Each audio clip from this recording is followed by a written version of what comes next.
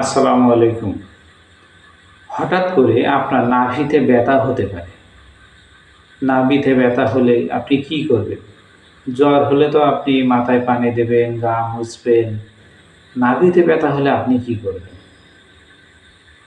আপনার নিশ্চয় ডাক্তারের শরণাপন্ন হতে হবে। কিন্তু আপনি যদি এই ভিডিওটা মনোযোগ সহকারে দেখেন, তাহলে এই নাভিতে যদি ব্যথা হয়, তাহলে সেই ব্যথা আপনার নিরাময় হয়ে যাবে।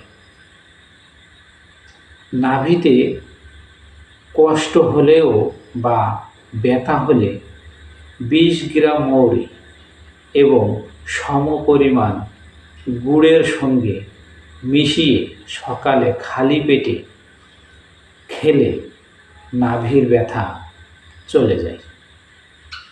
আমি আবার বলি, ২০ গ্রাম মৌরি এবং ২০ গ্রাম গুড় একসাথে মিশিয়ে সকালে খালি পেটে খেলে নাভির ব্যথা চলে যায়।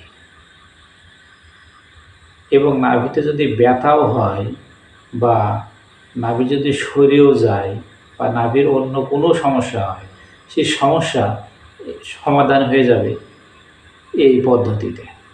আমি নাভিতে ব্যথা হলে যে পদ্ধতিতে ট্রিটমেন্ট নেবেন সেটা আমি আবার বলে দিই। মৌরি, এটা আপনি মুদি দোকান বা মশলার দোকানে পেয়ে যাবেন। এই মৌরি ২০ গ্রাম নেবেন এবং এই সমপরিমাণ গুড় নেবেন।